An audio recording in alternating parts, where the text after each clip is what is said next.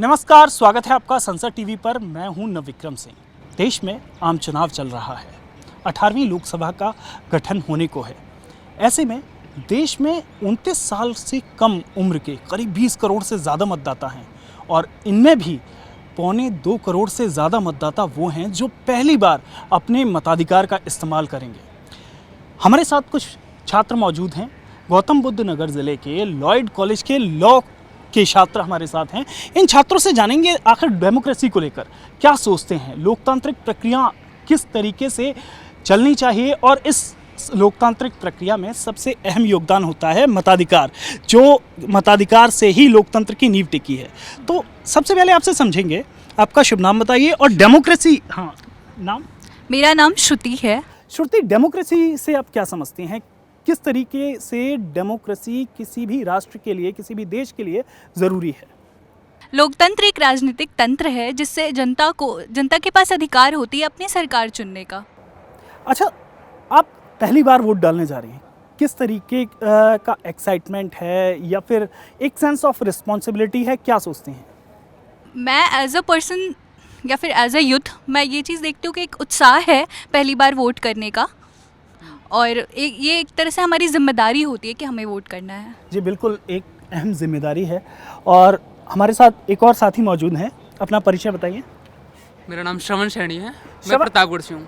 अच्छा श्रवण, ये बताओ कि लोकतंत्र, डेमोक्रेसी, मताधिकार, पहली बार मतदान अपने आप में कितना सेंस ऑफ रिस्पॉन्सिबिलिटी वाला है, मौलिक कर्तव्य है क्योंकि संवैधानिक एक तरह से।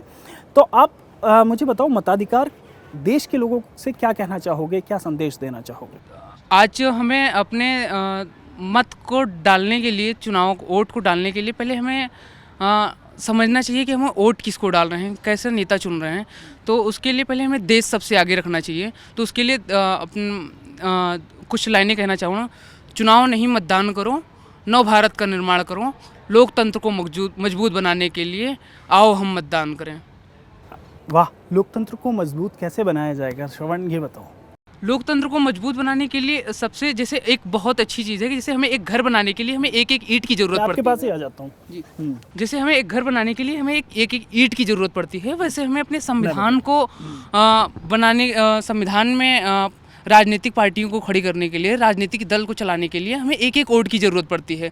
तो आजकल हमारा एक वोट बहुत ज़रूरी है और हमें वोट डालना सबसे ज़्यादा ज़रूरी है। और आजकल के यूथ को तो हमें लगता है कि उसमें सबसे ज़्यादा उत्साह है, क्योंकि हम लोग फर्स्ट टाइम वोटर हैं। तो हमें वोट डालने का बहुत उत्साह है कि हम अपने एक भविष्य चुनने जा रहे हैं जो हमारे क्षेत्र के लिए, हमारे एजुकेशन के लिए काफ़ी अच्छा कार्य करे, हमें आगे बढ़ाने में काफ़ी प्रेरित करे। इन चीज़ों को लेकर यूथ में काफ़ी सारी उत्साह है। तो इस वजह से मुझे लगता है कि हमें वोट डालकर, एक वोट डालकर हमें अपने नेता को चुनना चाहिए जो हमारे हित के लिए काफ़ी लाभदायक हो। अब मैं और साथियों की तरफ भी जाऊंगा। क्या नाम है आपका? अमृता। अमृता, ये बताओ, पहली बार आप वोट डालने जा रही हो, आप लॉ की स्टूडेंट हो, लॉ मेकर्स को चुनना है, आप क्या चाहती हो कि किस तरीके के लॉ बनने चाहिए? सबसे पहले तो वुमेन की सिक्योरिटी के लिए लॉ बननी चाहिए, जो कि अभी बहुत इन्वॉल्व हुआ है पहले के टाइम से। बहुत अभी लॉ बने हैं और ज़्यादा उसको अच्छे से मॉडिफाई करके और ज़्यादा बनने चाहिए उस पर law. Plus as a youngsters अगर हम देखें, अगर एज अ यूथ देखें तो हमें एम्प्लॉयमेंट की ज़्यादा ज़रूरत है। सबसे पहली बात, हमारे अभी हर जगह बहुत कॉम्पिटिशन्स है, हर एक सेक्टर में बहुत कॉम्पिटिशन है। तो अगर अगर एम्प्लॉयमेंट का हमें एक सिक्योरिटी मिला रहे कि हाँ एम्प्लॉयमेंट मिलेगा, एक हमारे दिमाग में रहे कि एम्प्लॉयमेंट कहीं नहीं जा रहा है हमारा, तो वो हमारे लिए एक सही वो होगा। अच्छा, एक्साइटमेंट है पहली बार वोट डालने का? हाँ जी, कहाँ बहुत के रहने वाली? एक्साइट। मैं पटना की हूँ। तो ये बताइए कि पहली बार जब वोट डालने जाएंगे तो वो सेंस ऑफ रिस्पॉन्सिबिलिटी आपका किस तरीके का, क्या सोचा है? सेंस ऑफ रिस्पॉन्सिबिलिटी तो होगा कि हम एक as a first time vote कर रहे हैं, तो हम जा रहे हैं वहाँ पे अगर वोट करने, तो लगेगा कि हम अपनी कंट्री के लिए कुछ पहली बार करने जा रहे हैं। एक अच्छा जो हमारे अकॉर्डिंगली जो हमारा एक रिप्रेजेंटेटिव है वो चूज़ करने जा रहे हैं, तो वो अच्छा एक फीलिंग है हमारे। आप माइक पास कर दीजिए, अपना नाम बता दीजिए। मेरा नाम कोमल है। मेरा कॉन्स्टिट्यूएंसी पटना साहिब है। अच्छा, आप ये बताइए कोमल, जो सांसद आप चुनेंगी, क्योंकि पहली बार आप कंट्रीब्यूट करेंगी, तो उन सांसद से आपकी क्या एक्सपेक्टेशन है? हमें वोट देना एक बहुत बड़ा रिस्पॉन्सिबिलिटी हमारे ऊपर। हम वोट सांसद को चूज़ करके ही देना चाहिए, ना कि प्रधानमंत्री को चूज़ करके। ऐसा मेरा है कि मतलब वो हमारे कॉन्स्टिट्यूएंसी में है तो वो विकास तो हमारे कॉन्स्टिट्यूएंसी में आके करेंगे ना। तो पहले हमें अपनी कॉन्स्टिट्यूएंसी का विकास करना चाहिए, उस हिसाब से हमें कॉन्स्टिट्यूएंसी के रिप्रेजेंटेटिव को वोट पहले देनी चाहिए, उन्हें सोच के कि वो हमें विकास करें। हम उसके बाद ही चूज़ करें कि आगे विकास क्या होगा। जब तक घर में विकास नहीं होगा तब तक देश में विकास कैसे होगा। बस इसी चीज़ को सोच के हमें पहले अपने कॉन्स्टिट्यूएंसी के लीडर को देख के वोट करना चाहिए, उसके बाद ही आगे के पार्टीज़ को देख के वोट करनी चाहिए। अपना नाम बता दीजिए आप। मेरा नाम अक्षता है, मैं पटना से हूँ।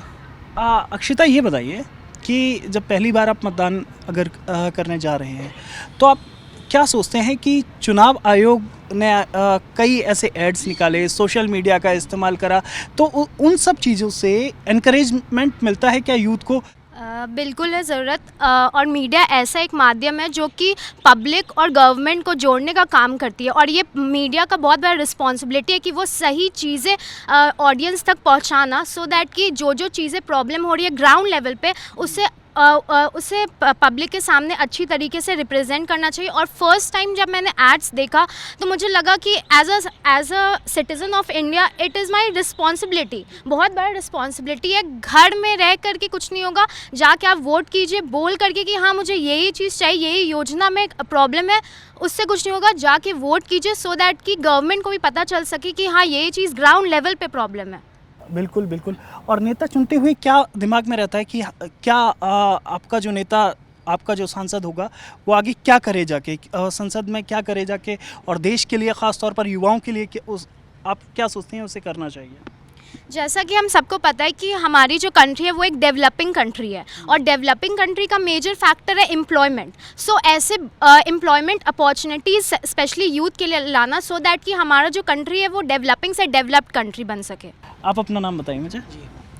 जी, मेरा नाम आशुतोष मिश्रा है। आशुतोष, ये बताओ कि एक्साइटमेंट है फर्स्ट टाइम वोट डालने का? जी सर, बिल्कुल है सर। लोकतांत्रिक देश, और लोकतंत्र को सर जैसे हम लोग प्रजातंत्र भी बोलते हैं, और सर प्रजातंत्र का सबसे मूल आधार चुनाव होता है। और एक देश में प्रजा के हर व्यक्ति, हर युवा, हर नौजवान को जाके अपना मतदान देना चाहिए, ये मेरा मानना है। और इसके बावजूद मतलब आज के समय में जैसे हम देखते हैं कि अभी चौथे फेज़ का इलेक्शन हुआ, चुनाव हुआ, उसमें सिर्फ 65-66% ही वोट पड़े। तो मेरा अनुरोध है इस देश की जनता से, प्रजा से, कि अपना मतदान ज़रूर से ज़रूर जाके डालें, और अपना प्रतिनिधि, अपना उम्मीदवार खुद अपनी स्वेच्छा से चुनें। अच्छा, एक बात बताओ कि उम्मीदवार तो आप चुनेंगे, क्या सोच के चुनेंगे? क्या दिमाग में रहेगा कि हम ऐसे उम्मीदवार को चुनें जो कि हमारे लिए किस तरीके के कानून बनाए? आप खुद लॉ के स्टूडेंट हैं, तो क्या सोचते हैं कि देश में किस तरीके के कानून बनने की ज़रूरत है? देखिए, लोकतंत्र के साथ होते होते हम जो नौजवान हैं, हम बिल्कुल चाहेंगे कि जो हमारा उम्मीदवार है वो हमारी बातें लोकसभा तक, संसद तक पहुंचाए, लोकसभा राज्यसभा तक पहुंचाए।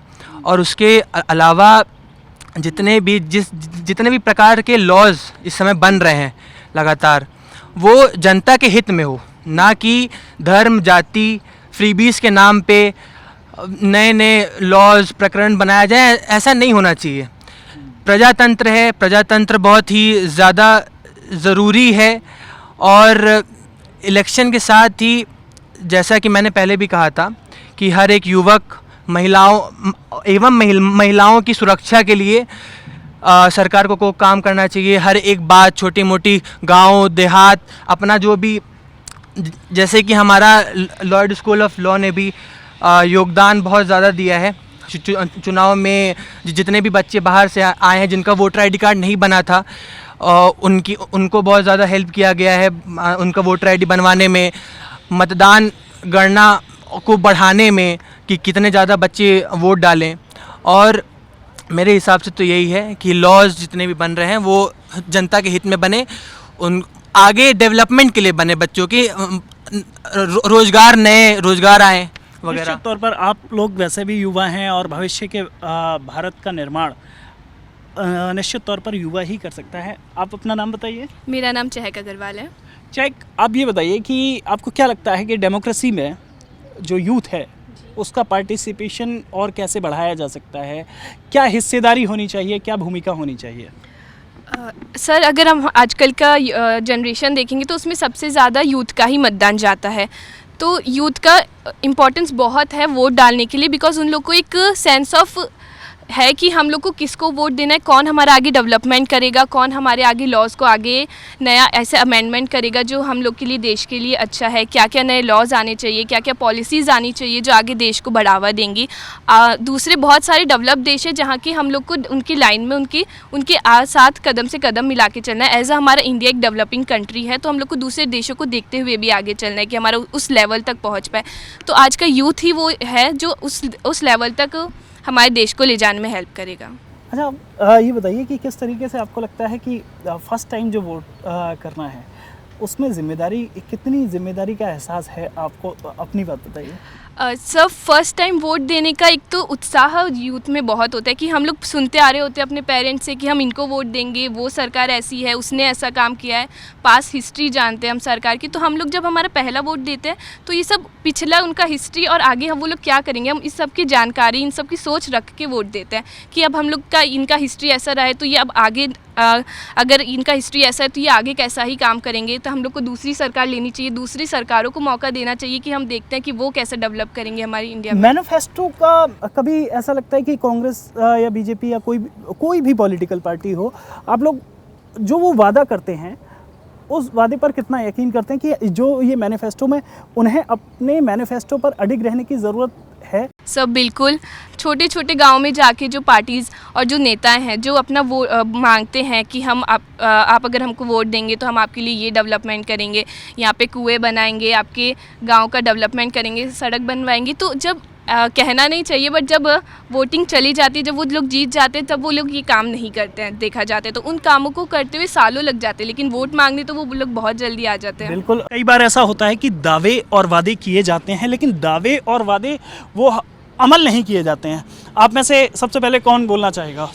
आप बताइए कि डेमोक्रेसी को लेकर आप क्या समझती हैं कि यूथ का पार्टिसिपेशन और कितना बढ़ना चाहिए डेमोक्रेसी में? क्योंकि आज के दौर पर सोशल मीडिया, ख़ास तौर पर सोशल मीडिया में यूथ इन्वॉल्व है, लेकिन उसी तरीके से हमें अपने लोकतांत्रिक भारत को और मजबूत करने के लिए विकासशील से विकसित भारत के निर्माण तक आपको क्या लगता है कि क्या होना चाहिए?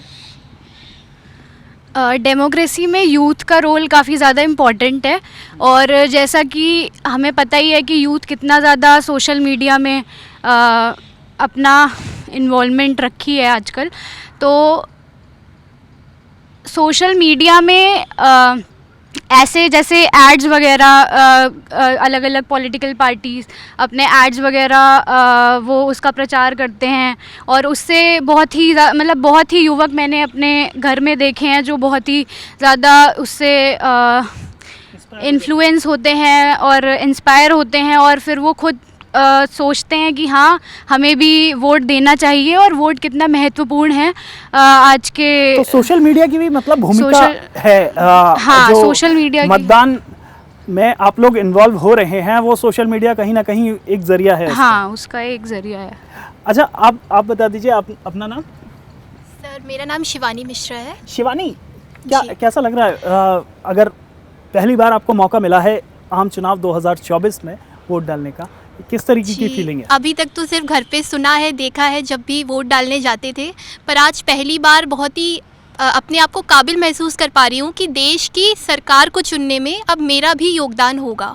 और रही बात इस वोट के कैंपेनिंग की और किस तरीके से चुनाव आयोग इसको बढ़ा सकते हैं।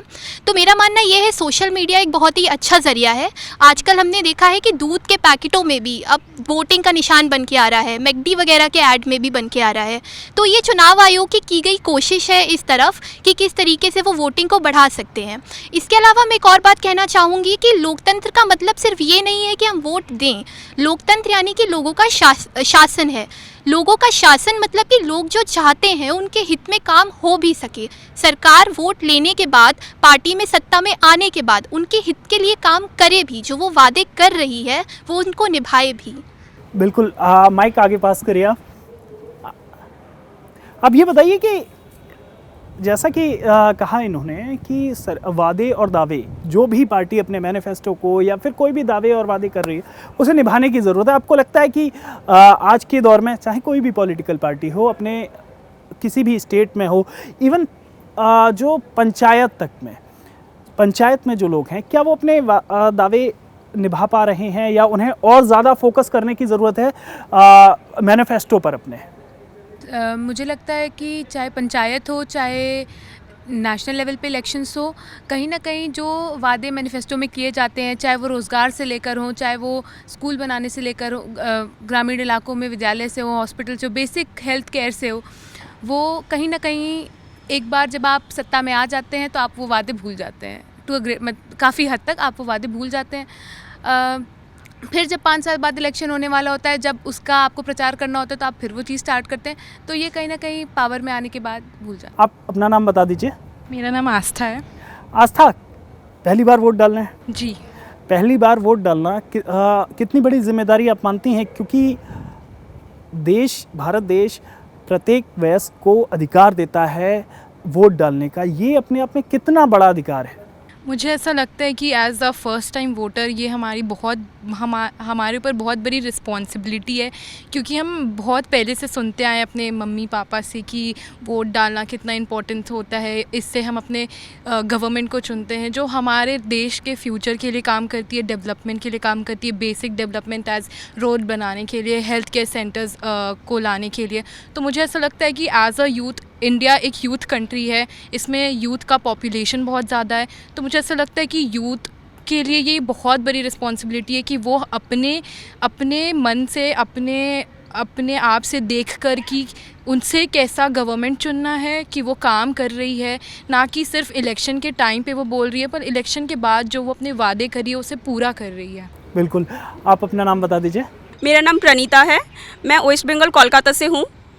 प्रणीता, ये बताइए कि क्या आपको लगता है, क्योंकि हर जगह के अलग अलग मुद्दे होते हैं, आपके क्या मुद्दे हैं? हर जगह समुद्र के तट पर आप हैं, अलग मुद्दे हैं, पहाड़ी राज्यों के अलग मुद्दे हैं, इसके अलावा मैदानी जो राज्य हैं उनके अलग। आपको क्या लगता है कि क्या आप अपने क्षेत्र में क्या सोचकर वोट डालना चाहेंगी? क्या आपके मन में है? अपने क्षेत्र में जैसे जब भी मैं कोई इलेक्शन, कोई पार्टी को चूज़ करना चाहूँगी तो ऑब्वियसली मैं चाहूँगी कि मेरे क्षेत्र में डेवलपमेंट हो, और जो सारे सोसाइटीज़ में, अर्बन एरियाज़ में जो प्रॉब्लम्स फेस कर रहे हैं, मैं चाहूँगी कि वो प्रॉब्लम सॉल्व हो, एंड हम लोगों का जो नेता होगा वो हम लोगों की हित के लिए बोले एंड हम लोगों की हित के लिए डेवलपमेंट करे, और ग्रामीण इलाकों में सड़कें बनाएं, और जो छोटे पॉवर्टी के बच्चे हैं उन लोगों के शिक्षा के लिए और ज़्यादा ध्यान दे और डेवलप करे। बिल्कुल, बहुत अच्छी बात की आपने। मैं और अपने किसी साथी से समझना चाहूँगा कि ग्रामीण भारत को लेकर आप क्या सोचते हैं कि जो भी सरकार आगे बनती है वो देश की एक बड़ी आबादी गांव में रहती है। गांव में किस तरीके की सुविधाएं वंचित तबके तक किस तरीके की सहूलियत पहुंचाने की ज़रूरत है? मैं ये समझती हूँ कि गांव, जैसे कि बोला जाता है कि जो गांव के लोग हैं वो इतने एजुकेटेड नहीं होते, इतने अवेयरनेस वहाँ नहीं होती। तो मुझे ऐसा लगता है कि सबसे ज़्यादा इम्पॉर्टेंट, क्योंकि वो रूट लेवल होता है, तो सबसे ज़्यादा इम्पॉर्टेंट है वहाँ पे अवेयरनेस फैलाना। जिन लोगों को इस चीज़ की नॉलेज नहीं है, जिनके पास ये इजीली राइट्स जाते नहीं हैं, तो जब तक हम अपना रूट में अवेयरनेस नहीं फैलाएंगे तो हम कैसे सोच सकते हैं कि हम ऊपर तक वो चीज़ की अवेयरनेस फैलाएँ। तो किसी भी चीज़ के लिए अगर उसको इम्प्रूव करना है तो उसके रूट लेवल को पहले अच्छे से अवेयर करना, वहाँ के लोग, उनको इम्पोर्टेंस बताना कि कैसे इस राइट का यूज़ करके वो अपनी कंडीशंस को इम्प्रूव कर सकते हैं। जो जो चीज़ें वो चाहते हैं कि हाँ ये अगर जैसे मैं एज एन इंडिविजुअल हूँ, मैं कोई चेंज लाना चाहती हूँ, तो मेरे पास ये एक राइट है, वोटिंग राइट मेरा एक सबसे बड़ा राइट है जिससे मैं चेंज ला सकती हूँ सरकार के द्वारा और अपनी डिमांड्स रख सकती हूँ। तो मुझे लगता है कि ग्रामीण लेवल पे भी ये बहुत इंपॉर्टेंट है कि हम उन लोगों को भी अवेयर करें इस बारे में, ताकि वो भी इसका उतना ही इस्तेमाल कर सकें जितना शहर के लोग इसका इस्तेमाल करना जानते हैं। आप ये बताइए, जब आप अपना सांसद चुनेंगी या चुन चुकी हैं, क्योंकि 4 चरण का चुनाव हो चुका है, आपको क्या लगता है कि आपका जो सांसद है वो आपका प्रतिनिधि सदन में जाके आपके किस तरीके के मुद्दे उठाए जो आपका मुद्दा हो? अगर मैं एज एन इंडिविजुअल देखूं, क्योंकि अगर मैं एज ए यूथ के पॉइंट ऑफ व्यू से देखूं तो मैं चाहूँगी कि वो एजुकेशन लेवल पे चेंज लाए। और अगर मैं क्योंकि देखिए मैं एक इंडिविजुअल हूँ, मैं एक वुमेन हूँ, तो मैं अलग अलग पॉइंट ऑफ व्यू से देखूँ तो एज ए वुमेन मैं चाहूँगी कि वो सेफ्टी के पर्पज़ से और काम करे।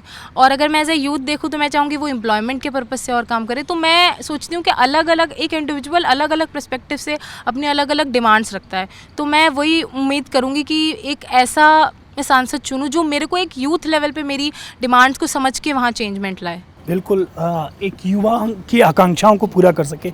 आप अपना नाम बताइए। सर मेरा नाम है सिमरन सिंह और मेरी कॉन्स्टिट्यूएंसी पड़ती है गुड़गांव। आपको क्या लगता है कि जो सरकार आप चुनेंगी उस सरकार की प्राथमिकताएं क्या होनी चाहिए? सर हर जगह की अलग अलग प्राथमिकताएं होती हैं, जैसा कि सबने बोल दिया कि एक पार्टी वादा करती है और उस वादे को पूरा नहीं करती। ऐसा मेरा मानना है कि हर एक व्यक्ति का एक दृष्टिकोण होता है, हर एक व्यक्ति की एक अपनी अलग मांग होती है। तो जब हम एक अपना मत डालते हैं, एक वोट डालते हैं, तो पता चलता है कि इस वर्ग के लोगों में या इस क्षेत्र के लोगों में उनकी ये मांग है, उनका ये दृष्टिकोण है और वो ये चाहते हैं। जब हम आगे बढ़ते हैं तो हम राजनीति और कूटनीति समझते हैं कि कहाँ क्या चल रहा है। जब मेरी ये मांग होगी, जब मैं एक वोट डालूंगी तो मेरी मांग होगी कि मुझे पता चले कि मेरे उस क्षेत्र में राजनीति और कूटनीति के नाम पे सत्य क्या है। दूसरी चीज़, मैं चाहूँगी कि मैं एक ऐसे इंसान को अपना मत दूं जो डेमोक्रेसी का अर्थ समझता हो, क्योंकि कहते हैं कि डेमोक्रेसी में अकाउंटेबिलिटी आती है, यानी उनका एक उत्तरदायित्व होता है हमारी तरफ। तो अगर वो अपने वादे पूरे नहीं कर रहे हैं, उन्होंने जो अपना मैनिफेस्टो दिया है या जो भी वादे उन्होंने अपने इलेक्शन से पहले किए हैं, तो उनको उनका उत्तर देना पड़ेगा मुझे। तो मैं ऐसा व्यक्ति चाहती हूँ अपने कॉन्स्टिट्यूएंसी में जो मुझे उत्तर दे, मेरे प्रश्न को समझे, मुझे समझे, मेरी दृष्टिकोण को समझे और मेरी आवश्यकताएं समझे। बहुत अच्छा आपने कहा। एक आखिरी कमेंट, क्योंकि कार्यक्रम अपने अंतिम पड़ाव पर है, क्या कहना चाहेंगे आप? सर जितना भी मेरे साथियों ने बोला उसके अलावा मैं एक चीज़ और बोलना चाहूँगा। जैसे कि 2024 के जनरल इलेक्शन सर बहुत ही क्रूशियल हैं सर। इस समय भारत का स्टैंड अंतर्राष्ट्रीय ग्राउंड पे बहुत ही महत्वपूर्ण है, बहुत ही इम्पोर्टेंट है। तो मैं आज संसद टीवी के माध्यम से देश के कोने कोने तक अपना मैसेज पहुंचाना चाहूँगा कि हर एक व्यक्ति को जाके अपना मतदान किसी अच्छे उम्मीदवार अपने इच्छा अनुसार मतदान देना चाहिए। और क्योंकि आने वाले समय में अगले 5 साल यही मतदान सरकार निश्चित करेगा और आने वाले 5 साल भी बहुत इम्पोर्टेंट रहेंगे। बिल्कुल, निश्चित तौर पर जो भी आने वाला समय है विकासशील भारत के लिए बहुत ज़रूरी है। एक आखिरी कमेंट आपसे लेना चाहेंगे। सर हम कहना ये चाहेंगे कि हमें मतदाताओं को जागरूक करने के लिए हमें बहुत सबको ज़रूरत है। हर एक छोटे छोटे इंसान को अपने, जो हम लोग यहाँ पढ़ रहे हैं, हमें घर जाके जो नहीं समझ पाते कि वोट डालना किसे है, किस नेता को चुने, तो हमें उन्हें जागरूक करना है कि आप अच्छे नेता को चुनिए, ऐसे नेता को मत चुनिए कि जो आपको मैनिफेस्टो के लालच दिखाकर कुछ काम ना करता हो। ऐसे नेता चुनिए जो आपके साथ साथ आपके बच्चों का भी भविष्य आगे तक वो सही करे, ना कि आपके बस आके कुछ सब चंद पैसों पे लालच पे बिके ना। गांव हमारे ऐसे बहुत छोटे स्तरों पे हमें पहले ध्यान देना चाहिए। और हम पढ़े लिखे यूथ हैं तो हमें बहुत ज़्यादा योगदान करना चाहिए इन चीज़ों में। हमें जागरूक करना चाहिए अपने गांव, समाज, घर, परिवार, सबको एक एक करके जागरूक करना चाहिए और वोट जरूर डालें। मैं कहना चाहूँगा कि कोई भी एक, यहाँ तक कि मैंने रिकॉर्ड्स चेक किए हैं कि गांव में तो वोट काफ़ी ज़्यादा पड़े हैं, लेकिन शहरों में भी काफ़ी कम वोट्स पड़े हैं, पढ़े लिखे लोग भी काफ़ी कम वोट डाले हैं। तो मैं कहना चाहूँगा कि वो भी वोट डालें, अपने एसी वाले घरों से निकलें, वोट डालें, अपने जनता को चुनें। वो भी तुम्हारे लिए बहुत हितकारी होते हैं, तुम्हारे समाज, तुम्हारे कार्य के लिए, जिस फैक्ट्री में आप काम करते हो उस हित के लिए, हर एक चीज़ के लिए एक वोट बहुत जिम्मेदारी पूर्वक होता है। इसलिए सबको निश्चित तौर पर जैसा कि आपने कहा कि ग्रामीण भारत में ज़्यादा वोटिंग हुई, अर्बन एपैथी एक बड़ी समस्या है।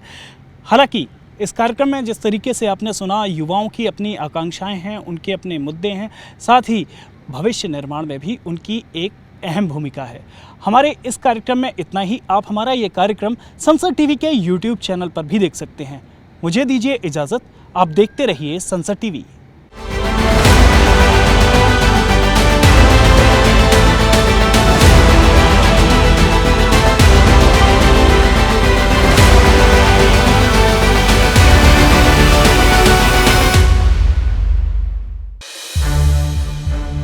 संसद टीवी के और भी प्रोग्राम्स देखने के लिए सब्सक्राइब करें हमारा यूट्यूब चैनल और हाँ, इन्हें लाइक और शेयर करना ना भूलें।